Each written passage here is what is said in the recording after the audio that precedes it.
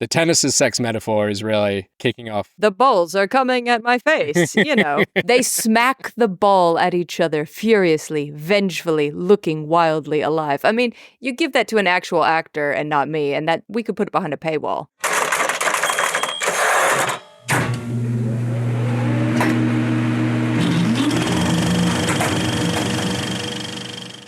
Hi, I'm Mel Killingsworth. And I'm Chas Fisher. Welcome to Draft Zero, a podcast where emerging screenwriters, filmmakers, etc., try to work out what makes great screenplays work.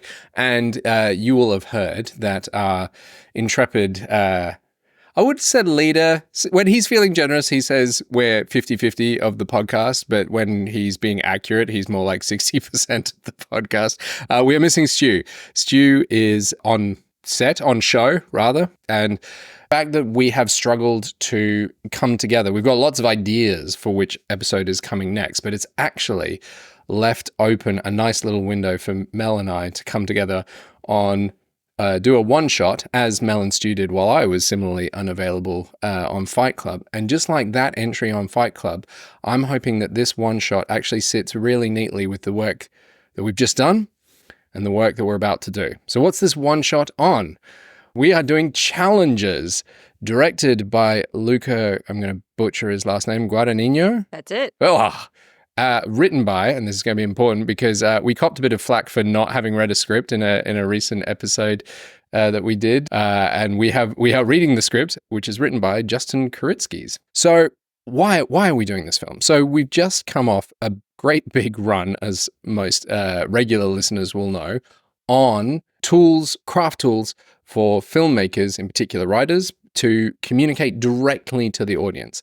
And this film came up as a potential example for one of those. And then we're also trying to put together an episode on subtext. And I also thought the ending of this film being largely silent.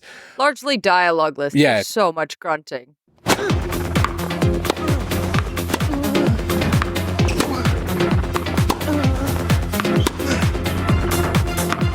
So much noise, yes, okay. And a very loud soundtrack and, the odd thwack of a ball. Speaking of subtext. So I kept on this movie, I watched it on a plane. I've now watched it, I think, 3 times.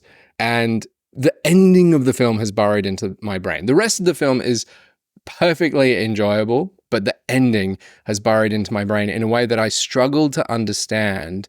Or that's not the right word. I struggled to choose a meaning for the ending, and the ending is so laden with meaning. So what I thought we would do is break down the final scene of the film. We might read the screenplay that we have. We might also describe the beats as we see them from watching the film, and they're very similar.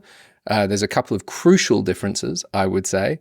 And then we'll have to, by nature of trying to understand what those beats mean, discuss what's happened earlier in the film, but really try and describe how the filmmakers lead up to that ending, and then what do we think the filmmakers have clearly communicated, like without a doubt communicated, and then what are they deliberately leaving open? Mel is grinning at me. I'm glad. Sometimes I'm glad this is an audio medium because then I'm not giving as much away. I'm not an actor for a reason. Any initial comments, Mel, before I throw you under the bus and ask you to summarize the plot of Challenges? Not really. I think I have a couple of questions, and we've really deliberately, I had to clarify 1 or 2 things about what you were trying to get at. But other than that, I think we've mostly deliberately not. A lot of times in the lead up, we have a lot of discussion about what we think and about an outline. We have not done that intentionally because I'm very excited to go along for this ride along with the audience. And I'm sure this is going to be one of those episodes where certain members of the audience that have a very clear understanding of what the film means to them will just be screaming into their headphones going, "Chas, you idiot, this is what it means. It could not be more obvious." But that's part of the fun for me. When I listen to podcasts, I do this. Okay, so Mel, can you summarize the plot of Challenges for us? 3 hot sports people use sports instead of sex, and use sex instead of communicating with each other, basically. 'Cause I may be bad, but I'm perfectly good at it. He's not in love with you. What makes you think I want someone to be in love with me? It's nice to see you lit up about something, even if it's my girlfriend.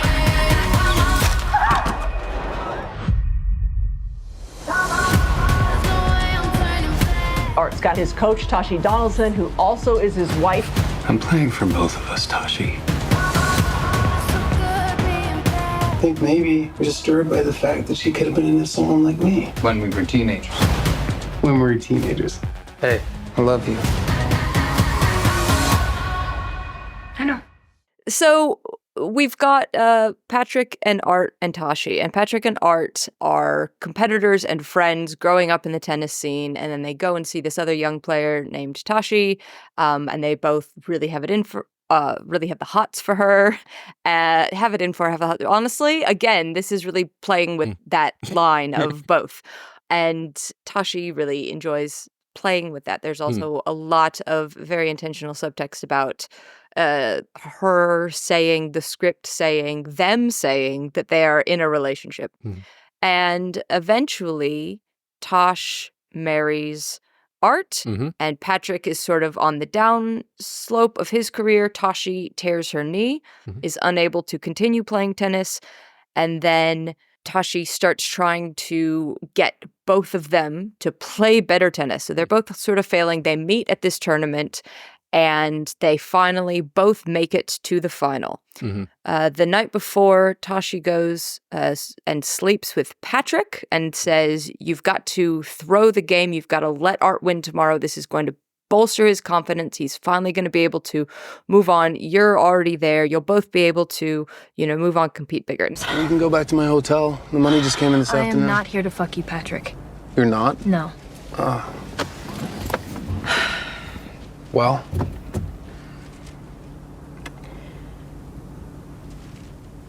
I want you to lose tomorrow. I'm aware of that. I'm asking you to lose tomorrow.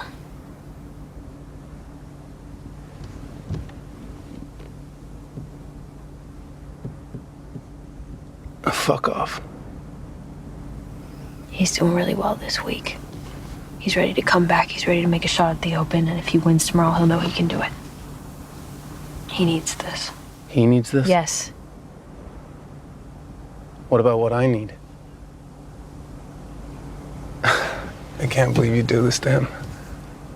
I mean, fucking me would be one thing, but this is unforgivable. I'm actually being incredibly fucking kind to the both of you right now. Okay? I'm taking such good care of my little white boys. No fucking way. Drive me back to my fucking hotel. Drive the fucking car, Patrick. The most frustrating part of this is, what really drives me crazy? You did come here to fuck me, but you're so full of shit that you won't even admit that to yourself. If it's the only way to get you to throw the fucking match, then sure. Go fuck yourself, you absolute loser. I'm the loser. Yeah, you are. Look at you. Now, I've told this in chronological order. The film essentially structures the entire thing around the tournament and then shows us in flashbacks them meeting and them becoming friends and then lovers and then falling out, and it sort of sprinkles that in. But for our purposes, it's not really important because the end scene is the furthest point chronologically in all of their relationships that we ever see. Yeah. So not only is it structured, I don't think it's so much structured around the tournament, is it opens on this final moment. I'd forgotten that it does this, but the film opens, not the script. The script opens very much with a very, very kind of cool, cheaty description. The script opens with set 1, A. Donaldson, 0-0, P. Zweig, 0-0, exterior tennis court in New Rochelle, late afternoon. And then it describes the three players and a lot of their backstory. For example, Art Donaldson, 33, wasp, good-looking, is the biggest star in men's tennis that the US has seen in a generation. His shocking presence at this rinky-dink tournament is the sole reason why the modest venue is packed with locals, tourists, and anyone living in the vicinity of New Rochelle who's even remotely interested in tennis. So the script starts with the match at the beginning and introducing us to the players, and then the actual film opens with this closing moment, which is Art soaring over the net to smash a lob back down at Patrick. So that's the opening shot of the film, and it's also where the film ends too.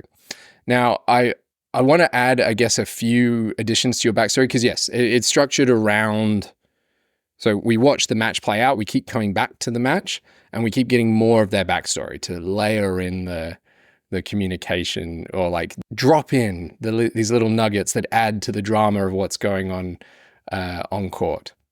So importantly, Tashi and Patrick were actually in a relationship when she injured her knee, but his kind of focus on his own career at that point led them to breaking up. Art then asks her to be his coach, which she agrees, and that's when their relationship starts.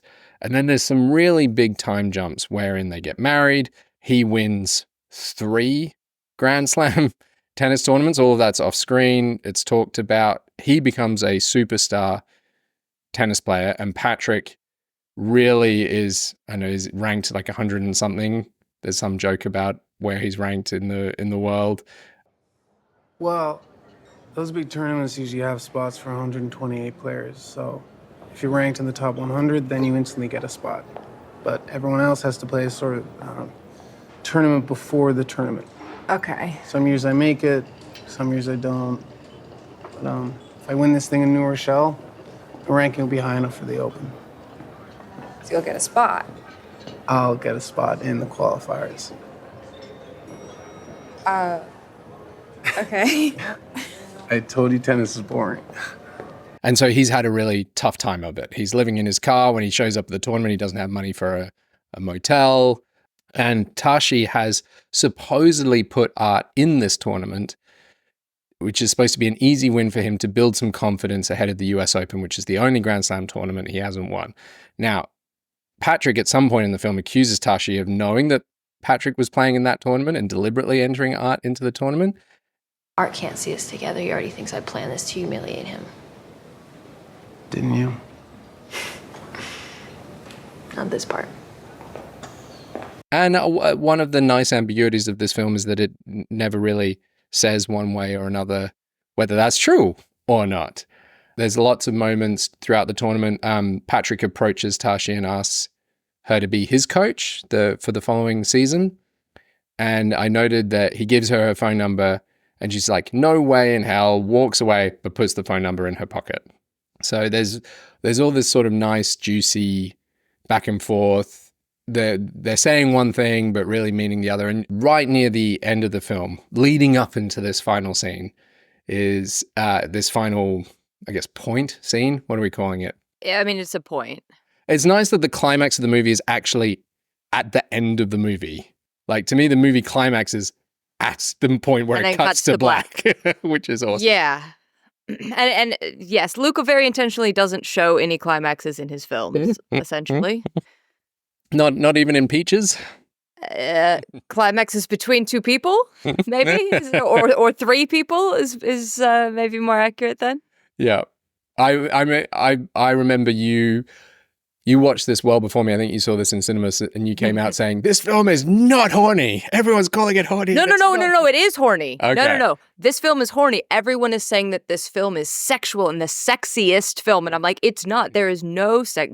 It's very horny. The whole thing is just horny and nothing. The whole film, I don't know. It's 2.5 hours of Trent Reznor edging us, basically. You are not wrong. I mean, we had the comment off mic where, for those of you who've got the script, we'll post a link in the show notes. It's dated in the title 2004. There's not much version information on the front page, but it's pretty close to what we've got here. And we're on page 125, top of page 125, scene 98. It's the final scene of the film. So we've got page 125, 126, half of 128. So we've got 3.5 pages. 3.5 pages, and it takes 11 minutes of screen time. 11 minutes. Yeah. And so now I think we'll start to tip our hand a little bit, because this was your call and I was like, great, I'll read the script. I was not planning on rewatching the film. I'm like, I'm just going to read the script and see what I get out of that, because I was quite curious. And then you read the script before I did, and you just messaged the chat and you said, wow, this is very different. And I said, oh, is it? So I read the pages, I read the script, and then I went back and I went to watch the end of the film side by side with my script before I said anything. I said, what is different? Because as I was reading it, I thought, well, this sounds pretty close to me, but it has been a few months. I saw it in cinemas. And so, which was definitely in 2024, at least in Australia, but it has been a few months. And I'm sitting there reading, and it would sometimes take a minute to get through 2 lines of action, and they're not in dense action. It's just the way the editing. And I'm going line by line by line by word, and I'm like, it's not different, Chas. It's really not. So I think it's what's the most fascinating to me is, why do you think it is different? Okay. And I just want to hear that spelled out, because you said, no, it changes the entire meaning of the film. And this fascinates me. Really, I don't think it does. I do think that I think the change is significant for 2 reasons, but I don't think it changes the meaning of the film. But I'm really interested in what you think. And we have not talked about this offhand, so hit me with it. All right. Well, I think this is good. I think we'll start with my joy at the ending, my joy of not understanding the ending as it is on screen. And then I'll read what the ending is on the page. And then we can probably break down that final scene a bit more to try and discern what they've deliberately told us very clearly, unequivocally as filmmakers, what the ending means, and then what they've deliberately left open. How about that? Real quick before we do that, my question is, do you watch tennis at all? I don't actually know. We've only I do actually watch quite a lot of tennis. Okay, great. Because I think it's really interesting, and one of my points is literally about sport and about tennis, and I think a couple of the changes that are made are explicitly because the screenplay isn't quite specific enough with its tennis and its terminology and around the ending. I mean, there's only, in these last 3 pages, there's only 2 things that I would say are fundamentally different between the script and the film. A lot of what's different about the film is, as you say, it's just execution, like one line of action. We sit in that line of action in slow motion. See it from 18 different angles and in slow motion, and then they repeat it 3 or 4 times. Yeah. So I'm not, and please, Justin and Luca, should you ever listen to this, I am not critical of either your script or the film you made. I enjoyed both very much. I'm just fascinated. So in that final point, Patrick has promised Tatashi to lose, to throw the game, to give Art confidence. We can go back. Another thing that's not in the script overtly is it's really unclear, and I like how unclear it is, whether Tashi sleeps with Patrick the night before the final to convince him to throw the game, or just because she wants to sleep with him. And I think they've done that really well. Could be both, could be one or the other, could be kind of neither, and she just feels like fucking Art over it. A lot of these things are left like multiple things even before the final scene are left open to multiple interpretations. It's like humanity is complex or something. Yeah. And look, it's good because they even call it out. You know, Tashi says they're in post-coital, I almost said post-prandial, giving away my enjoyment of my dinner, but the post-coital glow in the car, and Tashi asks, how am I supposed to know if you're gonna do it? You won't. So she's on the edge of her seat, literally, as well, watching how this plays out. So the end of the film, Art leaps up to smash and win a point. And to be clear, it's not the point to win the game. All right, it's the first point of the tiebreaker. Okay, there's going to be quite a few points to decide who's going to win the game after that point. Art leaps up. He is going to absolutely pulverize this ball. And Patrick sees Art, and Art has like overjumped and he's going over the net. and he's coming down literally on top of Patrick, and Patrick drops his racket, catches Art, Patrick wraps him up, and then they stay in that embrace and they hold each other, grip each other, and then in the silence of that embrace,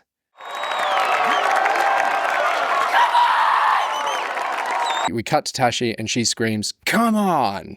in a positive way, not in a negative way. Is that, do you disagree with my description of what's happened on screen? It's really crucial to me that he hits the ball.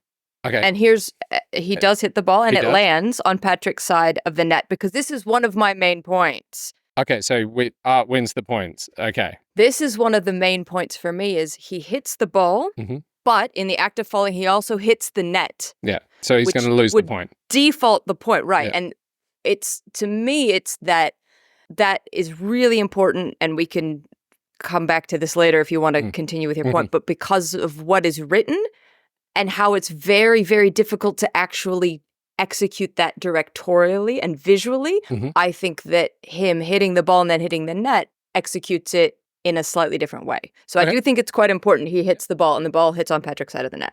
Okay, cool. Other than that, yep, absolutely. So Art would have won the point had he not overjumped and then come down on the other side of the net. Comes down on his side of the net, but like in Patrick's arms and touching the net, yeah. So that ending really kind of threw me in a positive way. I'm like, what was this all about? Right? Where it cuts then, right? It cuts on that final moment where we don't know the result of the fucking tennis match, right? But what we do know is that Art and Patrick are embracing for the first time since before Art and Tashi got married, before Art became a superstar, in a long time. And they're holding each other like quite passionately. And Tashi is excited to see this, is cheering this on. That's what it cuts on. Yeah. So they're embracing. Yeah. Then it shows Tashi. She says, "Come on." Then it cuts to black. Yeah. Oh, yeah. She's loving it. So I was kind of like, what does this mean? Is this just saying that their love was the point of this film, that she was kind of in between them? Is it about all three of them coming together in some way? Is that what it's about? And I struggled to pass what it's about, given what led up to it. So I came into this episode wanting to understand, because one of the future episodes we're talking about doing is hero's choice. And another was subtext. You know, they're not, there's a couple of lines in there. I think "fuck off" is one of the few lines in the actual bits of dialogue between the three of them. So it could have been about subtext, but I think it's different to all of that. I think writer and director have a very clear idea of what they're trying to say, but they're not. I mean, for a film that is so unsubtle in its execution, like we'll probably play some excerpts where the soundtrack is just thumping. It's just overwhelming, deliberately so. But do you want me to read out what just the ending is in the script? Yes, read out the ending. And then I'm curious, back when you very first said, I said, how did you think it was going to end? So I read the ending, and then I'm curious to hear what you were thinking as this was happening in the film. Patrick pounces on the return and they rally. It's clear immediately that both of them are playing their best tennis in years, the best tennis of their lives. They smack the ball at each other furiously, vengefully, looking wildly alive. As they trade blows, we settle on Tashi, her head swiveling back and forth between the two of them. Gradually, her look of anxiety turns into one of exhilaration. Thwack, thwack, thwack, thwack. She grits her teeth and clenches her fists, playing as Art, playing as Patrick, playing as the ball itself. Thwack, thwack, thwack. The ball goes into the net, but we stay on Tashi. We don't know who won the point, even as the crowd cheers and Tashi leaps to her feet. Tashi, come on. Cut to black. So none of the embrace is in there. And we know who won the point. No, we don't. You and I, we just said, Art hits the net. Art hits the net. He hits the ball down. Okay, and this is where I'm saying it's rather impossible visually to properly execute "we don't know who won the point," right? Like while actually showing the end of the point. if even the ball hitting on one side of the net, even if you do it in a close-up, the moment you then show the characters on either side of the net, people are going to argue about that, right? So I actually think that from a writing standpoint, it's very easy to say you don't know who won the point. From a visual standpoint, it's very hard to execute. I think the way that it's executed, you can argue who won the point. You can argue Patrick won because the ball hits before he touches the net. You can argue that he defaults it because he touches the net, but he doesn't come over it. And he doesn't touch it with his racket. And so I actually think that you can still argue you don't know who won the point, but that it's very, very difficult either way to be conclusive about something like that in tennis.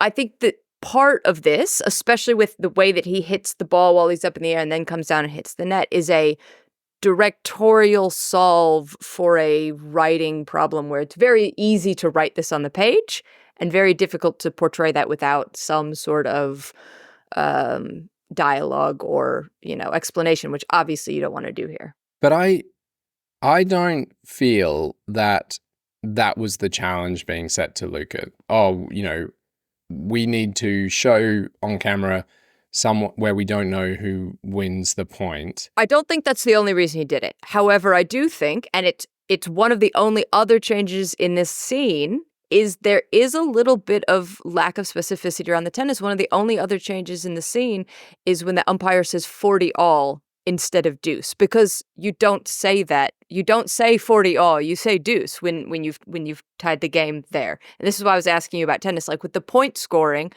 it's one of the few other things that's changed in the scene. The point scoring on screen is slightly different than he's written it in the script so that you can get to that ending in a more progressive way, etc. And so I think that I'm not saying that's the only reason Luca chose to do this, because I think there's a couple of other reasons. But I do think that it is a much more elegant visual presentation of what's written on the page that you have it happen this way. But there's a big difference between, they could have just stayed on Tashi, right? Because the script is saying stays on Tashi. Literally. It does say the ball goes into the net, but we stay on Tashi. We don't know who won the point, even as the crowd cheers and Tashi leaps to her feet. The point that the script is making is that Tashi, it doesn't matter who she's cheering for. She's basically cheering for tennis, or both of them. Yeah.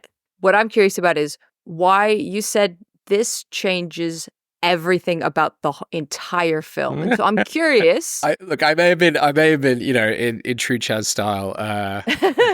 No, none of us are ever it. Melodramatic or over-emphatic. But this ending, as is on the page, is all about Tashi.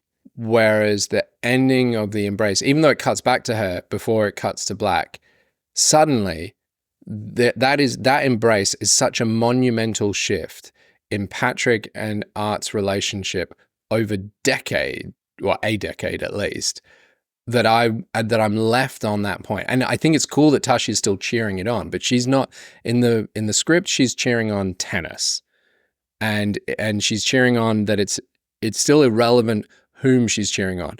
But to me, in this moment of the embrace, she's actually cheering on these two reuniting. And look, the film is in its press while it was in theaters. There was a lot of talk about the threesome scene, just to try and get more people, I think, to go to see Zendaya in a threesome. But in that scene, she's talking about not wanting to Yoko Ono them, not wanting to break up their friendship. And it turns out that she does. She doesn't mean their friendship. She means their relationship. And I think that that's a really crucial difference, because I think that the three of, and this is where I think it's very interesting. I see the shift in their relationship come earlier in this scene. Mm-hmm. The embrace was inevitable. And I think that at some point, the producers or Luca or somebody decided, you know what, we have to be more explicit about it. Because to me, by the time we got to this scene, by the time this 11 minutes started, 2 hours or whatever into the film, there was zero doubt in my mind that the three of them end up together. Permanently, I don't know. Mm-hmm. One night stand, I don't know. Playing tennis and, fucking each other on the side, I don't know. But by the time this scene starts, to me, the script is really clear that that's where it's going. And I do think that they finally decided it was too subtle, which none of the rest of the film is. And that therefore they needed this embrace. Partly because some people were going to miss the subtext or not get it, but also if the rest of the film is as unsubtle as it absolutely is, and then you have this last moment being subtle, I feel like you can play a lot of things very subtly, or you can play things in metaphor, but at some point, if you haven't done that for 2 hours and then suddenly you do that, it's a little bit like, ah. I mean, just to go how the execution of the film is more unsubtle than it is on the script. In the scene from the night before where Tashi and Patrick are seducing each other and sleeping with one another while they make their deal to throw the match. In the script, it's just in the car. Whereas on film, it's in a borderline tornado. You gonna hit me again? Huh?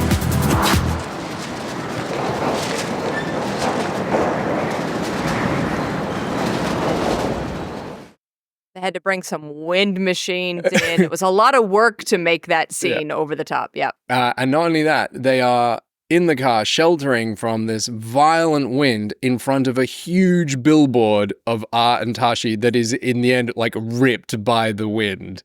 So there's a lot of deliberate, overt commentary in there. On the other hand as well, in the steam room, in the script, we see, or I think it's Art Stick, one of them, like has surely the it's dick out. Patrick, because there was a lot of commentary about Art asking him to put it away. Yeah, we in theory in the script we see it. I will note the script has churros in it, which is a very specific thing to specify.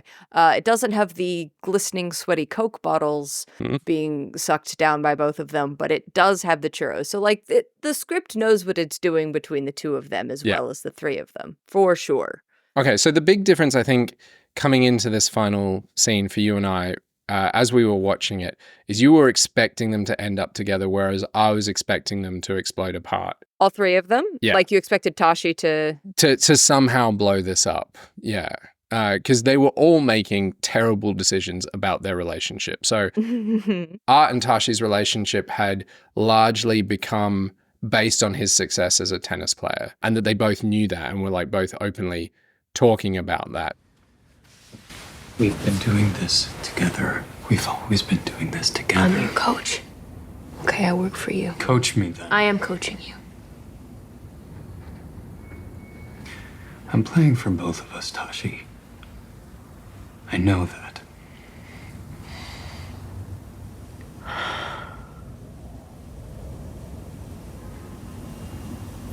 If you don't win tomorrow, I'll leave you.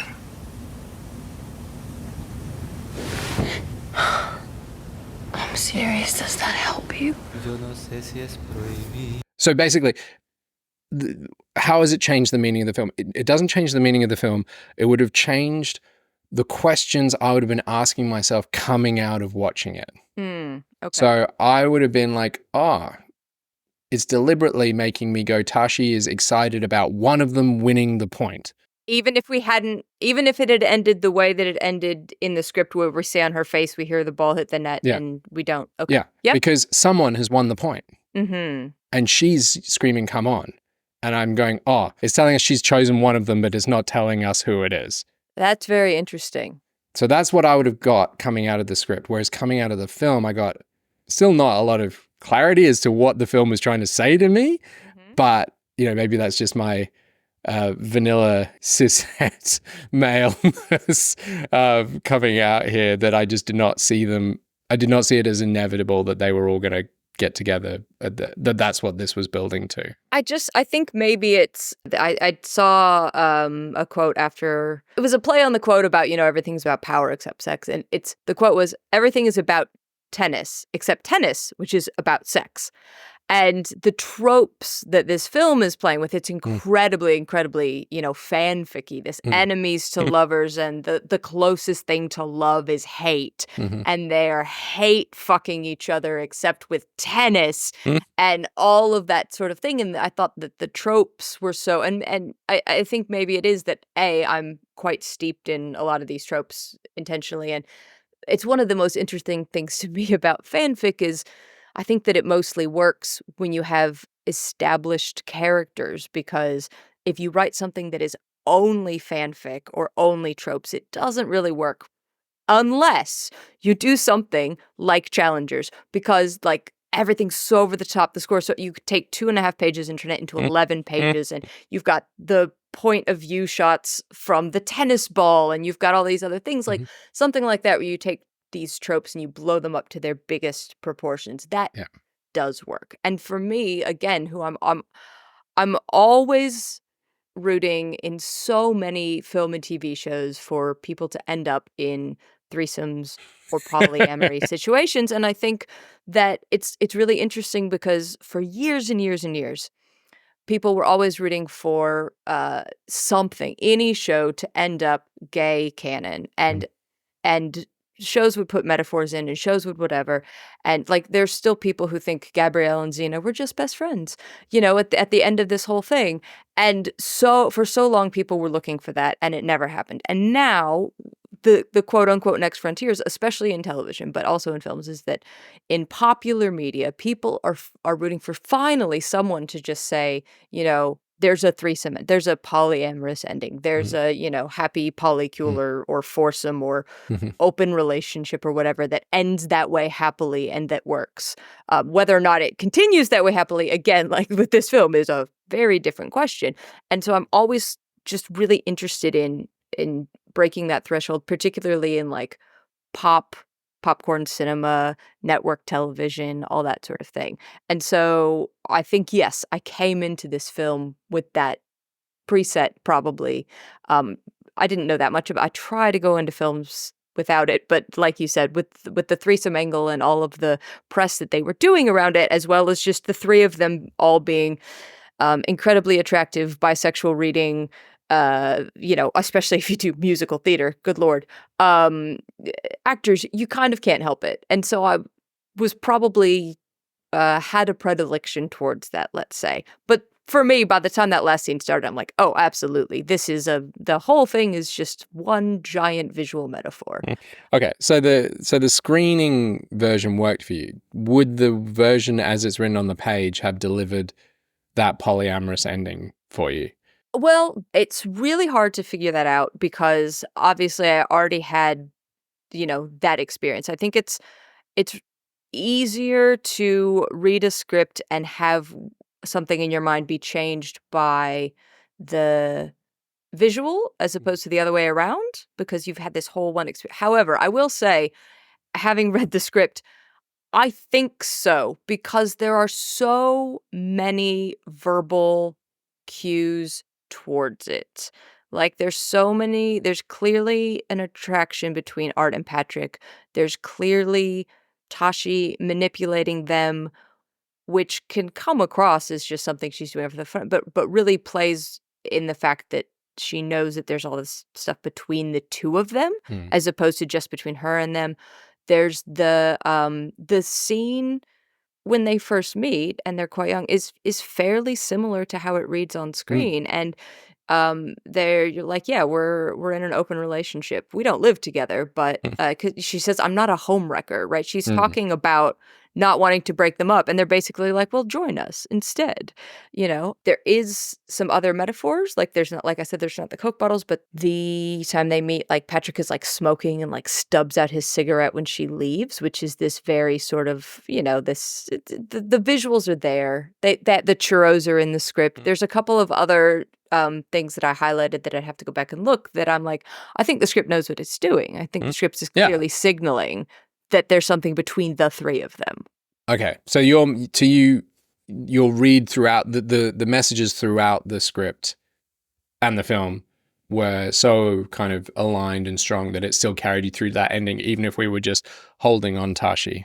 I think it's stronger the way it ends. I think it really strengthens that read for me, the fact that they come together. But I think for me, it's about, I say halfway through, but when I say halfway through, I mean like halfway through the 11 minutes, the mood clearly shifts. Oh, yeah. When Patrick signals, when he does the like fingers thing, which again, speaking of like absolute, metaphors, and the entire vibe shifts and they're literally going at each other. For me, I think that's pretty clear. And it happens in the script as well. Yeah.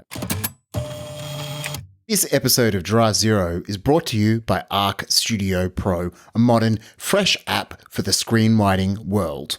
Which, of course, has industry standard formatting, which, that's the bare minimum. But, exciting for us Australians, it has it for both US letter and A4. Crazy.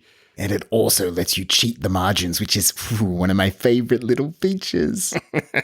But it has advanced tools for storytellers that are actually easy to use. You can seamlessly move between drag and drop beat cards into a treatment and into a screenplay and back and forth at any time.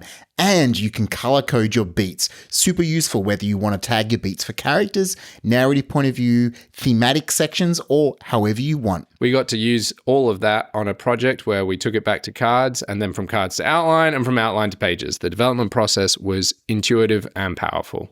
All the while, it was the best remote collaboration experience we've had in screenwriting software, and we've tried a lot. I loved looking at a line of dialogue that Chas had edited, going to the edit history and changing it back to the line that I wrote. We used the software to present to our producer and script editor at each of those stages, at boards, at outline, and then at pages, who could then leave comments in the app, which is both useful and terrifying. And we could reply to those comments, tag each other to throw each other under the bus, or we could tick them as resolved. It really is as easy to use as Google Docs. And this development workflow has worked so well that Chas has decided he doesn't need me anymore.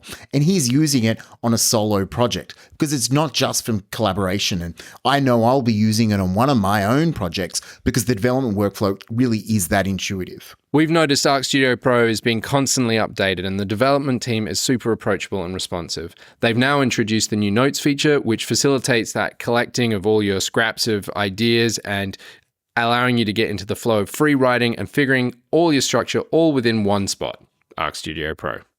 Join the thousands of screenwriters from amateurs to pros and everyone in between who've already made the leap.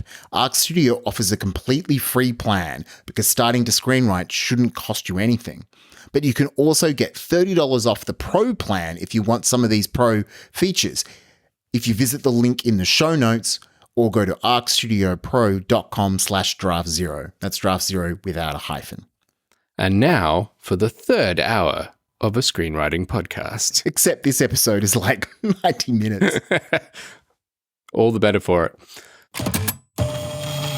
There's only one other change in the preceding scene that I'd like to highlight, because again, it's one that focuses on a character change, but otherwise, the script is a very accurate rendition of what happens on screen. It's just on screen, each line takes like half a page. The big shift is Patrick double faults. We've now known that he's promised Tashi to throw the match, and he's double faulted. It's match point, and he's now faulted on his first serve. So if he could throw the match at this point, and it's at this point that he chooses to tell Art that last night he fucked Art's wife.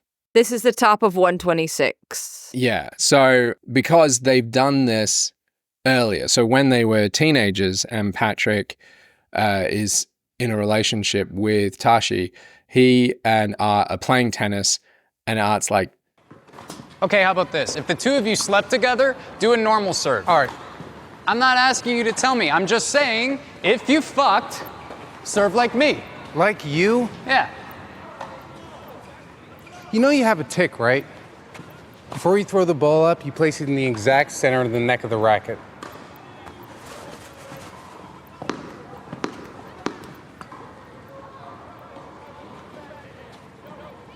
Okay, fine, yeah, do that. If you fucked.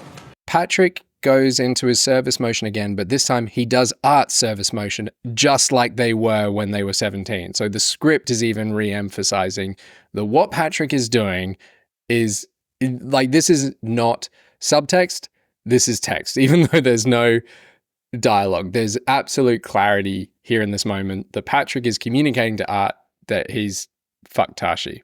And then it says, thwack, it's a clean, unreturnable ace.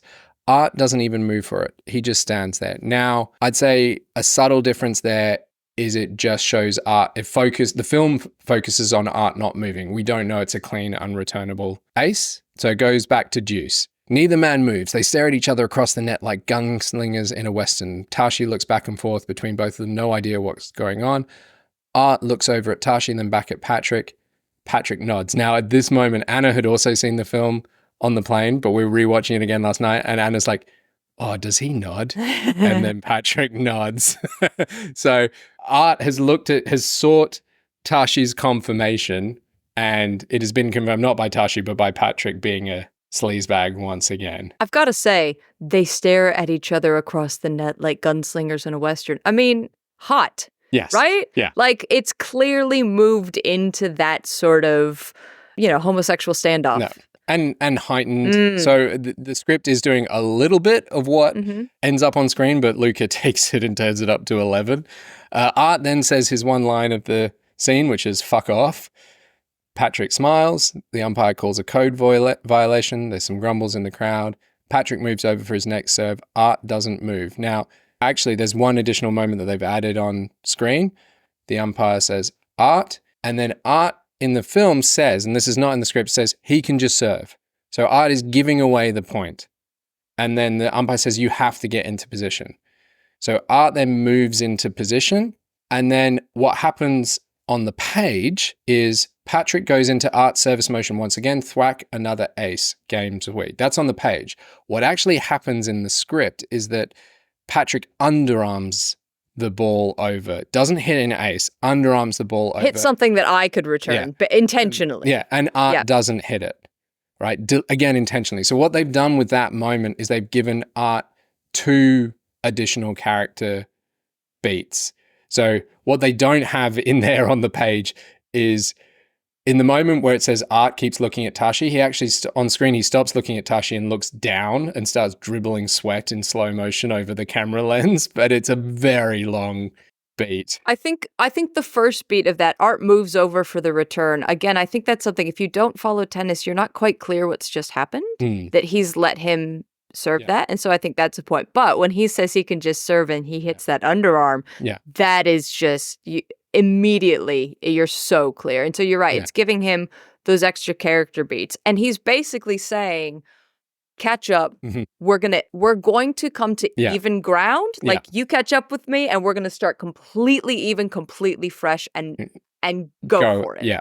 And absolutely go at it, which is great. And I think, yes, that's on the page, but I think those tiny changes make it clearer. Well, I think there's a big difference between Patrick serving aces that Art can't return and Art just saying, bring it. Not that he doesn't even try. He doesn't even go for it. He just stands there and watches it, which, Anyway, I'm just saying that they've taken, that was another beat for me where they've actually given on screen Art more decision making. Because at this point in the scene, Patrick has made the decision that he's actually going to start playing. Right. And Art has also made the decision that he's going to start playing, but he needs Patrick to catch up. And I do think that's important if you are going to establish that that they are all somewhat equal with each other. And I think that helps really clarify it within the visuals of the film. Yeah. And the rest of it plays out kind of as is. Like Art sends a ball screaming right at Patrick like he's trying to take his head off. Patrick has to dodge it. That happens. Art smiles, so does Patrick, right? Those are all in slow-mo. It takes a long time, but they are both like into what is about to happen. The tennis's sex metaphor is really the balls are coming at my face, yeah. They smack the ball at each other furiously, vengefully, looking wildly alive. I mean, you give that to an actual actor and not me, and that you could put that in, we could put it behind a paywall. Yeah. And they actually did some pretty, I thought quite, sport now, the coverage of sport is so incredible, like television coverage of sport, that they actually did a really good job for a Hollywood movie to make it feel tense and actually do something that I hadn't felt before. So they did the ball cam, and then the under the court stuff was pretty amazing as well. Like just the making ofs on which I think are on YouTube and if I assume physical release, if that still happens, of how they shot that was very cool. So those are the two major differences. And maybe, now I'm feeling shamefully straight and vanilla because maybe it changed the entire film for me because I wasn't expecting it. And then I wanted to read the script and find, I guess, more of that, the writer communicating to us exactly what's happening, and to find that it wasn't that moment that for me was driving all my questions coming out of the film about what the film was about was just not in the script. Well, and I guess that's what I want to know. I try a lot of times when I'm watching a film to let go of most of my expectations of where is this story going and let it surprise me. But I can't help sometimes think, oh, this is where this is going. Oh, I bet they're going to do that. Oh, I wonder if they're going to go A or B. So what did you, going into this 11 minutes, what did you think was going to happen? I didn't think it was going to end well for Art. Okay. He had just been such a sad sack for the entire movie that I would have felt robbed if it had ended that he had the victory and then went on to win the US Open and he and Tashi lived happily ever after. That was like, that's not happening. They kind of make it obvious that Art at least knew that Tashi left the hotel room because she comes back to the hotel room and he's in a different bed than when she left him. So I didn't think that she and Patrick were going to get together. I just thought it was all going to explode, that they were all going to hate each other, essentially, as well. I thought the opposite of what you knew was going to happen. Well, I wouldn't say I knew that was going to happen. I would say that either it was going to end that way or they were all going to implode.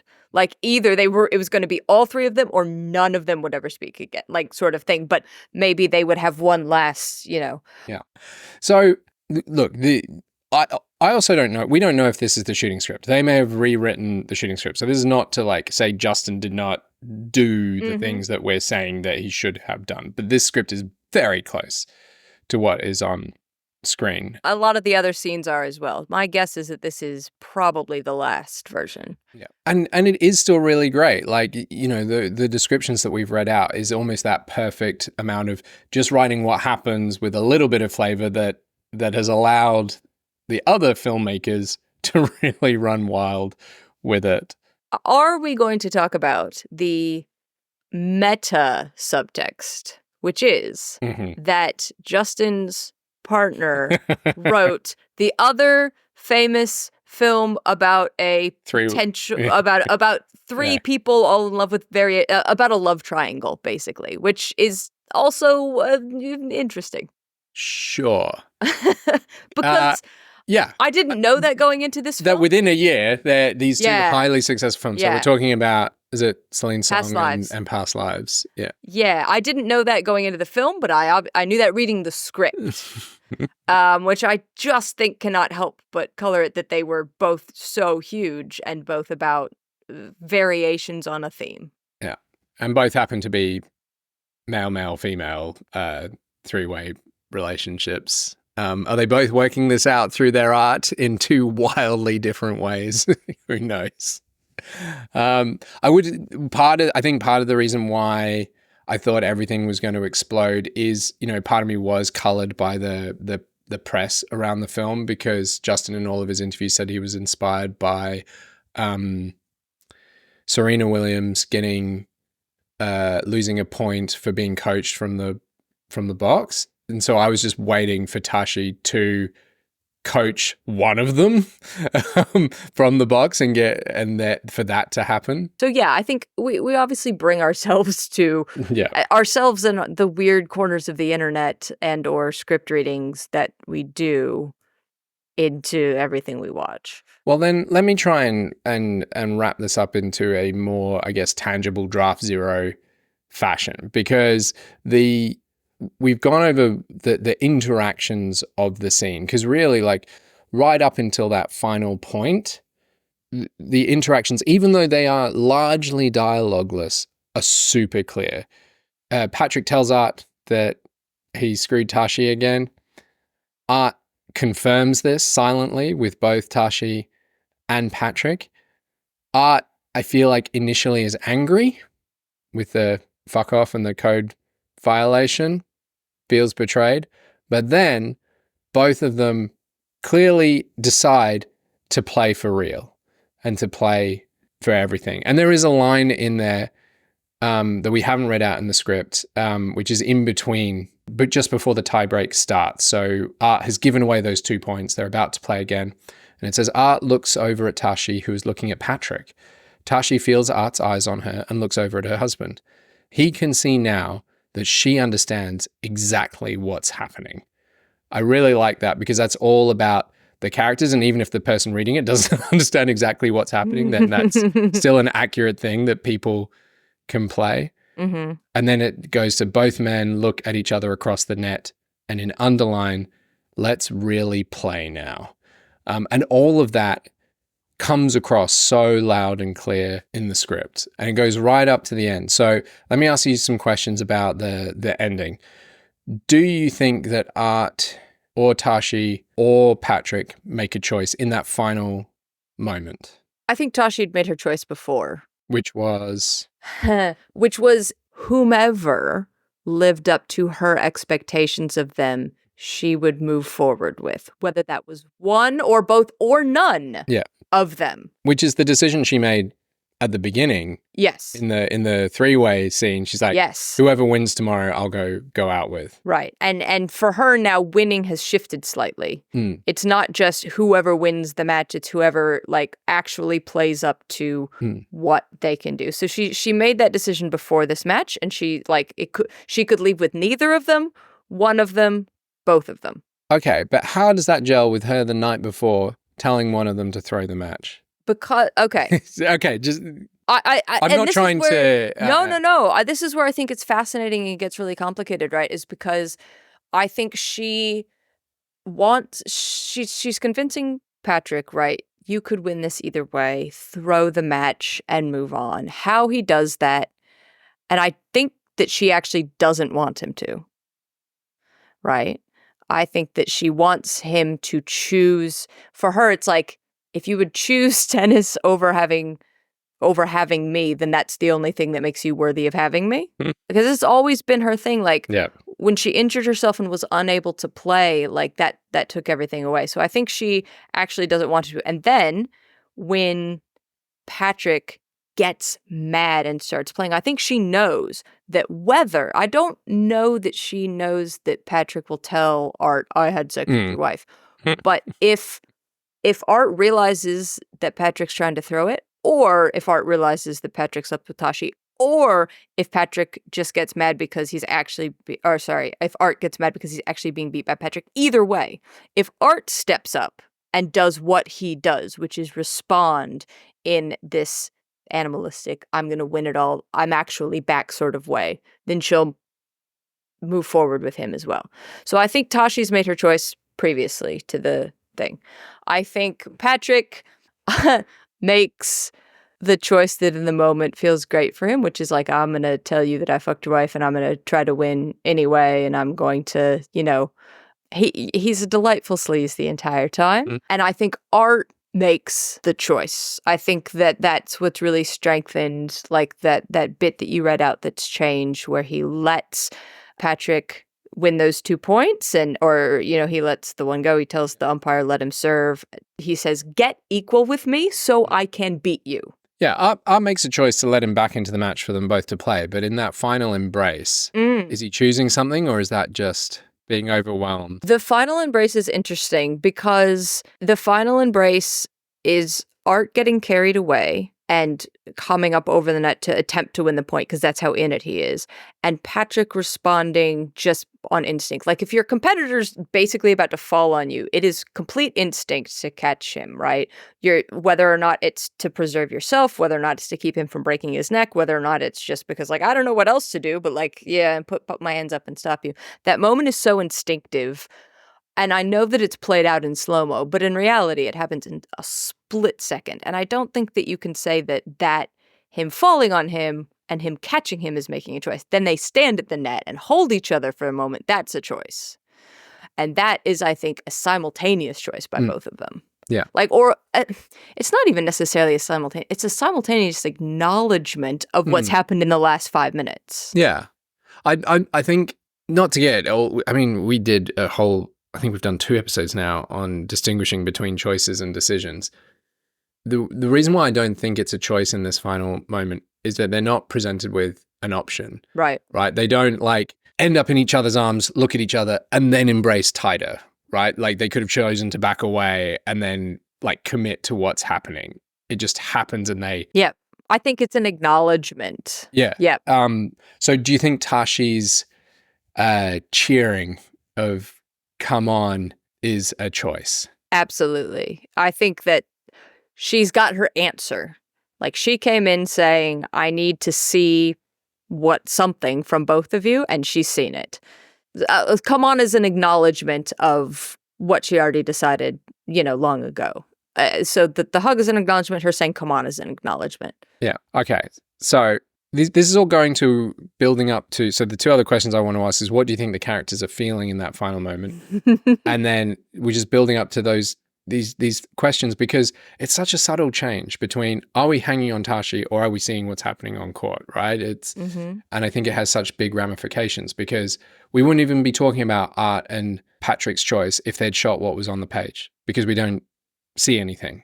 What do you think the characters are feeling? And then I'll want to build on to what do you think this makes the film say as a meaning or a theme? What is it? Yeah, that's what I'm trying to build towards because I came out of this going, this film seems to be so certain of itself, and yet I'm uncertain as to what it's trying to say.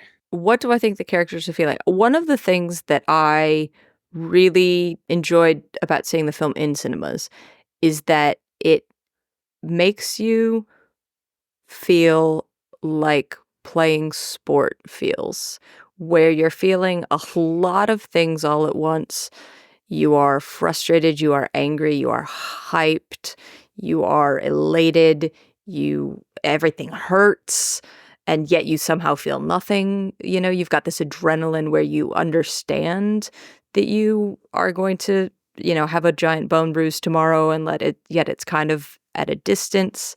And I think in that final moment, the idea is that, and all of those minutes of shooting kind of lead up to what the script has said, which is, let's play for real, where they've just entered that zone, and they also, you feel the history that you have with people, definitely. They've played each other for so long, they'd loved each other for so long, they know each other inside out, and that clearly comes into play. They know each other's tics, literally the script calls out that they're doing this hand motion that they first established when they were 17.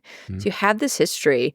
And I think all of that roils up to a point where you're just a ball of feeling and you can't pick any one of them out.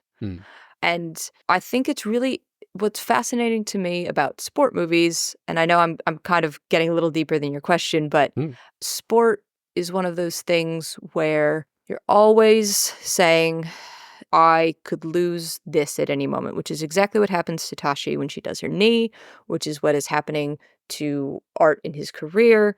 And I think so actors playing that sort of thing is you're always going to be able to bring something really specific to the role. And I think that these actors do that. And so that last scene and a lot of the tennis scenes leading up to it, man, when Tashi did her knee, there's so many emotions that are going through there. And so I think her emotion watching them is a lot of, this is what I have wanted, and I'm getting it vicariously through the two of you.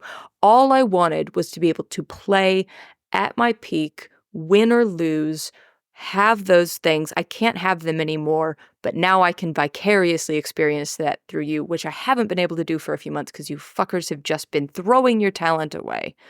And so I think that's what they're feeling. What do I think the movie is saying? I think the movie is saying we don't really want to commit to what we're saying. We just want to edge you for 2 hours and 20 minutes. Like, really. Okay. So do you think that it is being deliberately open with the ending? Absolutely. It's not showing us who wins the match. It's not showing us who ends together with who. Absolutely. It does show them, to use Judith Weston's emotional event analogy. Like, this is an emotional nuclear bomb that the film ends on, where they have all come together, right? Most of the movie is showing us them slowly as all three of their all three sides of their triangle breaking apart, and this suddenly it snaps back together. Yep. So there is definitely a move towards intimacy and reconnection in that moment that we don't know how it's going to play out. Right. And it's way too complicated to expect. Like, you've essentially had 4 relationships. You've got Tashi and Art, Tashi and Patrick, Patrick and Art, and then all 3 of them. And you've explored a lot of that, and then suddenly you've had this giant cacophonous moment. You know, it took 11 minutes to go 2.5 pages. If they were to actually explore the rest of that, we need an 8-hour miniseries, right? And so I do think that it's playing the Lady and the Tiger with us. It's going, you can take out of this what you want to take out of it. Clearly, I've taken what I wanted to take out of it. Yep. You took a lot of interesting things out of it that last couple of moments really, I think, clarified that I think may or may not have been in the script, but clearly Luca Guadagnino wanted to be in the script, and so they are. And everyone else that I've talked to about this film, because I did ask several people in the lead up to doing this podcast. Oh, good. What did you think was going to happen in the final scene, and what do you think the ending of it means? Just out of curiosity. But I think it's absolutely being intentional, not obtuse. That's not the word, and not even unclear. It's really intentionally giving us the palette to paint our own ending. It is doing the Lady and the Tiger and saying, write your own mental fanfic, go. Well, I think what we'll do when we do Hero's Choice, which is, I think it's going to be subtly different because this film doesn't have a single protagonist. It quite deliberately has 3. You know, maybe Tashi's closest to has more point of view scenes than either of the other 2, potentially, but I wouldn't want to put money down on it. So, you know, and one of the, Stu and I think have similar but interesting reactions to the Aussie horror film Talk to Me, that we really enjoyed the movie, but feel that the film deliberately did not show us the character making their final choice to differing effects. And here, what I think is interesting is that because it's not a choice, because like you said, it's this explosion of emotion and this build up and this overwhelm. And, you know, I said before, it's one of the few films that cuts on the climax. Like, that is a deliberate craft decision. Most other films would probably, in proper screen post-credit scene or something, or cut to 10 years later. You could imagine that. Brutal. Well, I'm so glad they didn't. Is what I'm saying. I absolutely am. But it is what makes this film, I think, quite unique, because Lindsay Duran, her bit all about Rocky is that it's not about Rocky winning or losing. It's about him connecting with Adrian afterwards. Right. And so even in Rocky, the climax is very near the end of the film, but it's not the end of the film. The match ends and then there's emotional character resolution. Whereas what this film does is it actually ends not at a character resolution, but at a character climax, and then ends without showing us how that climax plays out and before the plot has even resolved. Right. The plot question of the film is who is going to win this fucking tennis match, and it doesn't tell and us. I think that's absolutely why you can say that it's very intentional of them, because if some listener to the podcast writes me an angry message, which you should sign up to become a patron, because then you can write me an angry message, and writes me an angry message and saying it's so obvious, Mel, that Tashi chose Patrick because of his decision to it's so obvious that she chose Art, because I can't actually textually, whether with the film or with the script, which is really important, refute them. Yeah. You can say all of this culminates in X, but textually it is very clear. Yeah, it essentially writes the first 4 acts and then as it peaks just stops. It's a very intentional saying we don't want anyone to be able to definitively say X.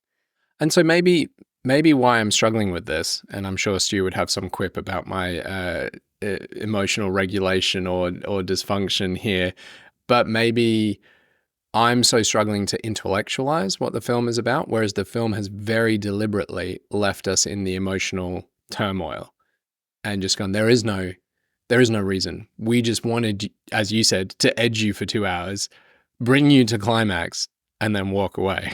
Success. Well, bring you to the verge and then say, all right, go finish yourself off, really. Okay.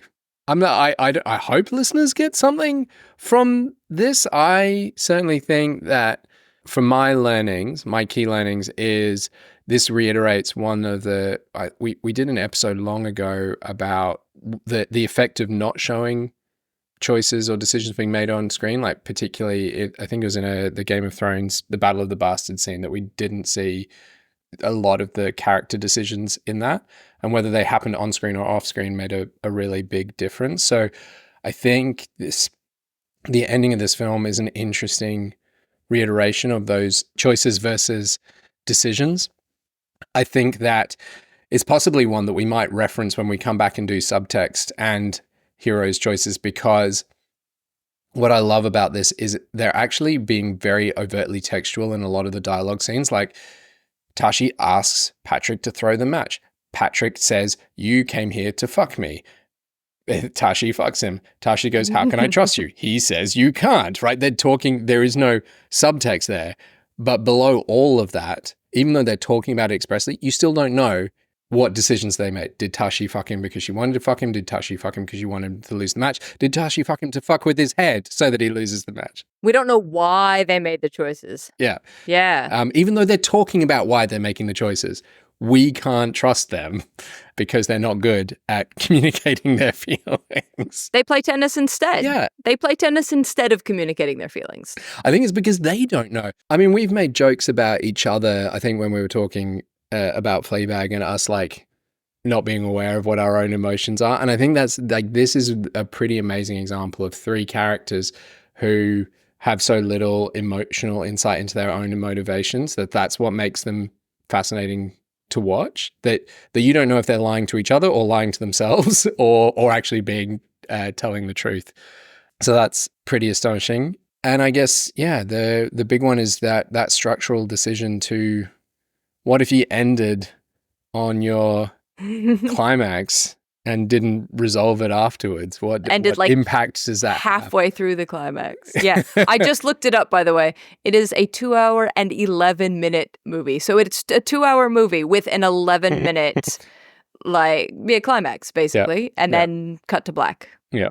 What did you learn from revisiting this exercise with very little pre-chat and very little lens, other than Chas saying, "I want to look at the end," and whoa, the end did not read the same way in the script? I really do enjoy, and I made a joke before coming on here about I'm off to record an hour-long podcast about whether essentially 2 or 3 words in an action line changes the entire meaning of a film. But I still think it does. I get your point. I think, because I came into this saying, I don't think it really changes it. I think it makes it more explicit. Mm-hmm. However, are those maybe 2 ways of saying the same thing? Because again, when the rest of the movie is that explicit, and why be subtle with the end? yeah, and there's lots of other episodes we can do about directing on the page, but you pointing out the fact that we didn't see either of them at all in the last several shots of the film and only heard the ball hitting the net and we were only on Tashi.